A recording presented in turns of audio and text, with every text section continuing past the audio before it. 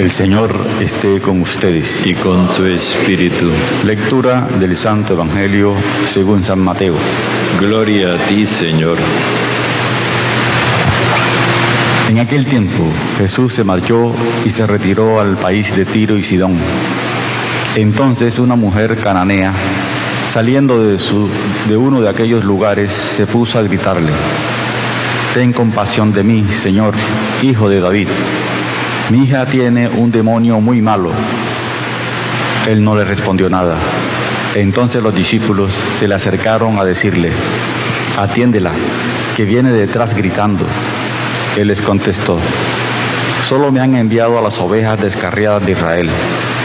Ella los alcanzó y se postró ante él y le pidió: «Señor, socórreme». Él le contestó: «No está bien echarle a los perros el pan de los hijos». Pero ella repuso: «Tienes razón, Señor, pero también los perros se comen las migajas que caen de la mesa de los amos». Jesús le respondió: «Mujer, qué grande es tu fe, que se cumpla lo que deseas». En aquel momento quedó curada su hija. Palabra del Señor. Gloria a ti, Señor Jesús.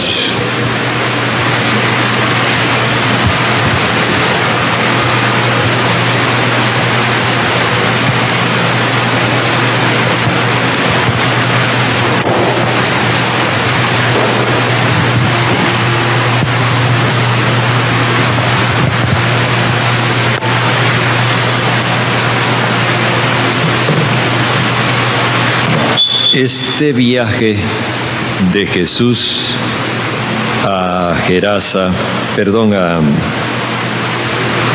al territorio de Tiro y de Sidón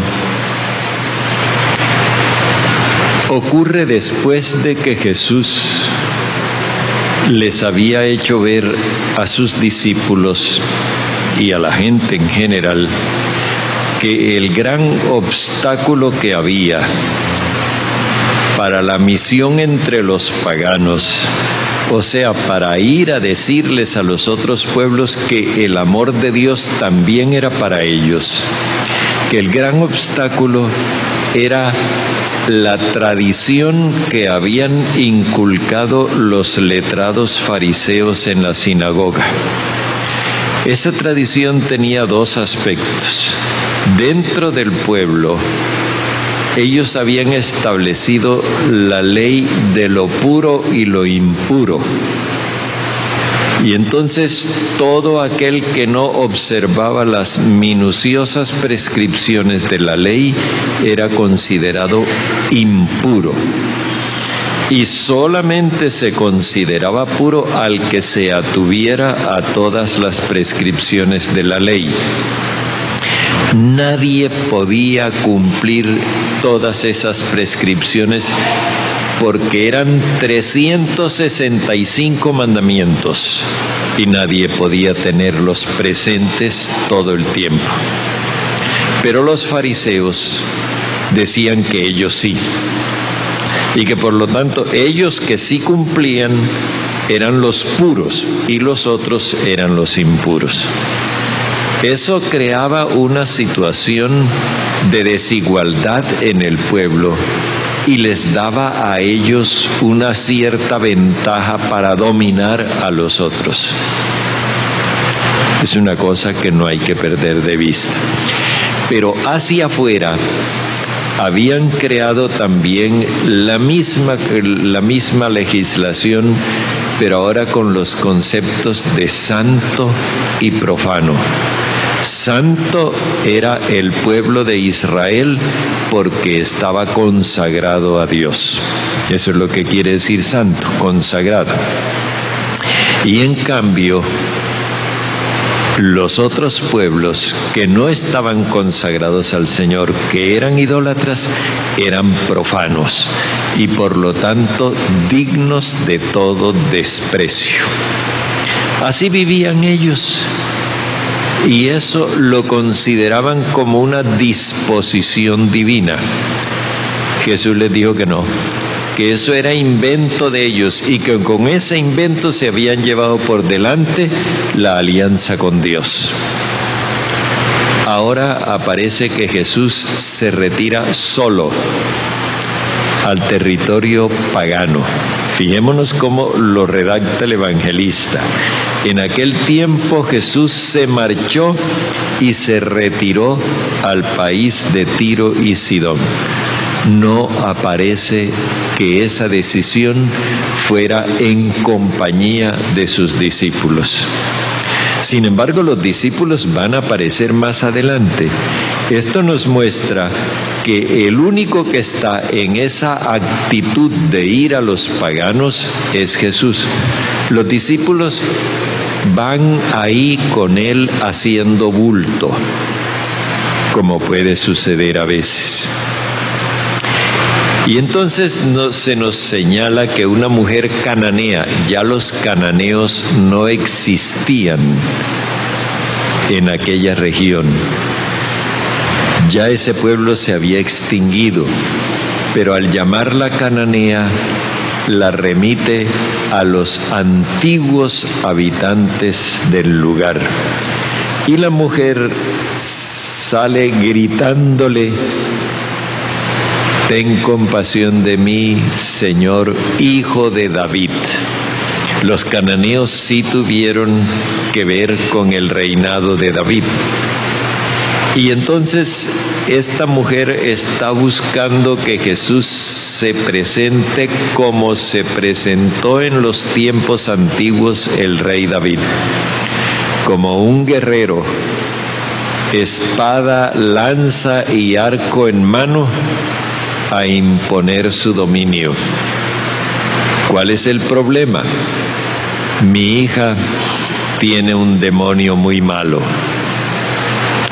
Aquí la hija, como en el relato de Jairo, no representa a una hija carnal. De hecho, la mujer ni siquiera tiene nombre.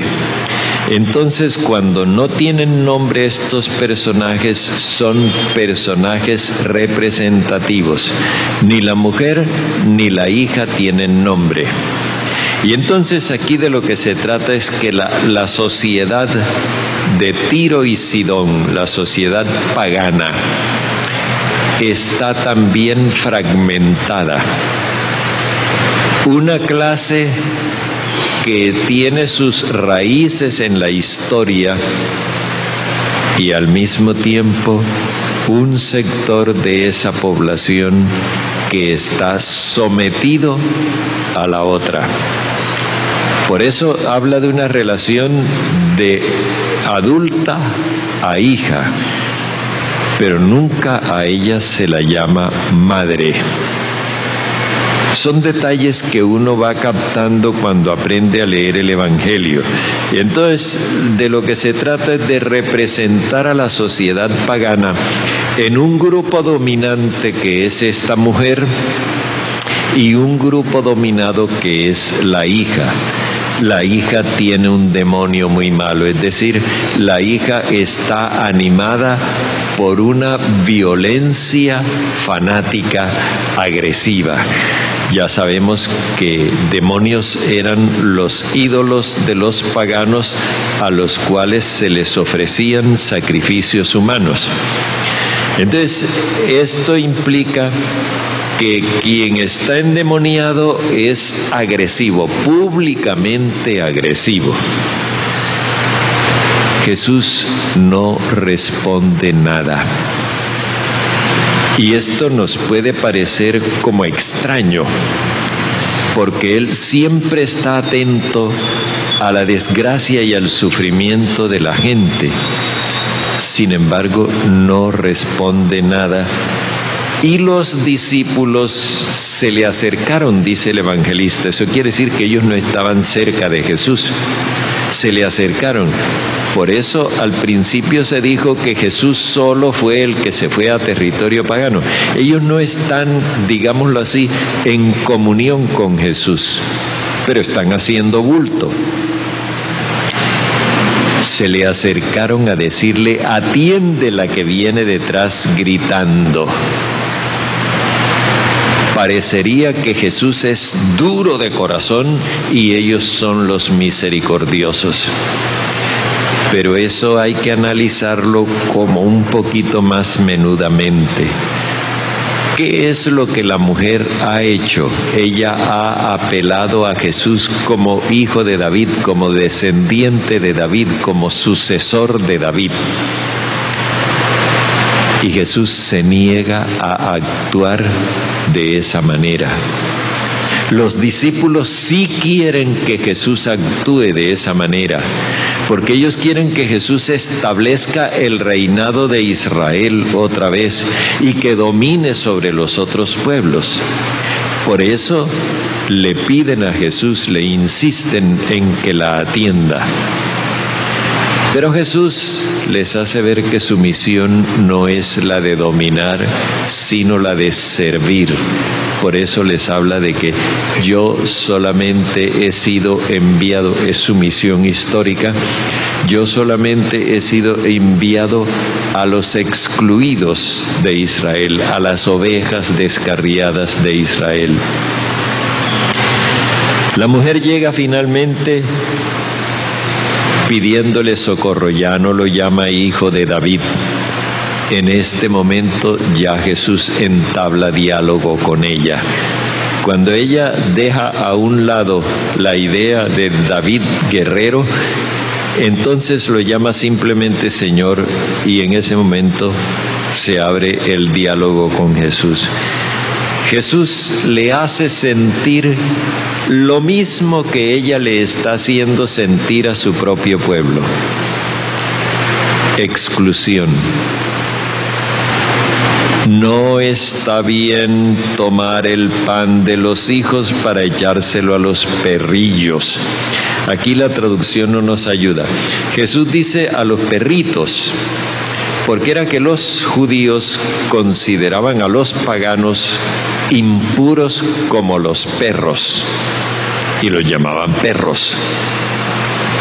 Pero Jesús usa el diminutivo para indicar que Él no siente ese desprecio de sus paisanos por los paganos. Le está dando a entender a la mujer que lo que es de los hijos, que son los israelitas, no es para los paganos. Y la mujer entonces le dice: sí, Señor, tú tienes razón. No lo vuelve a llamar hijo de David. Sí, Señor, tú tienes razón. Pero fíjate que los perritos comen de lo que cae de la mesa de sus dueños. O sea, por muy perritos que sean, por muy excluidos que estén de la familia, por mucho que no formen parte de la familia, ellos también comen de la misma mesa, por lo menos un poquito.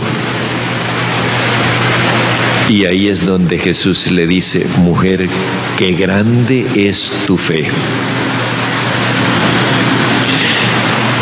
El hecho de reconocer que los excluidos tienen un mínimo de derechos que no se les pueden negar constituye una gran fe. Fijémonos aquí que Jesús no llama fe a una adhesión doctrinal. No llama fe ni siquiera al hecho de que la mujer lo esté aceptando a él como el enviado de Dios. A lo que Jesús llama fe es al hecho de que la persona entienda que los demás también tienen derechos. Por ahí comienza la solución al problema de la sociedad pagana. Jesús había querido ir a los paganos para enseñarlos a compartir el pan, pero sus discípulos se resistieron y no pudieron ir.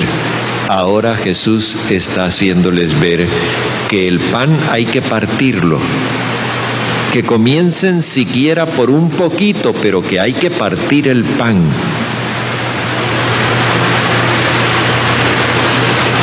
Y entonces nos dice que desde aquella hora quedó sana su hija. Aquí dice curada porque nos está hablando en otro lenguaje. Sano es aquel que es reintegrado a la convivencia. Significa entonces que por la aceptación de que los otros tienen un mínimo de derechos que no se le pueden desconocer, la convivencia social comienza a reintegrarse. Esto es algo que si los cristianos lo asimiláramos y lo pusiéramos en práctica, constituiría un cambio muy grande en la convivencia social. Reconocer que los otros, sean del grupo que sean del partido que sea, sean de la religión que sea, también tienen unos derechos que no se les pueden desconocer. Esto nos ayudaría a convivir decentemente y mostraría de parte nuestra una fe muy grande.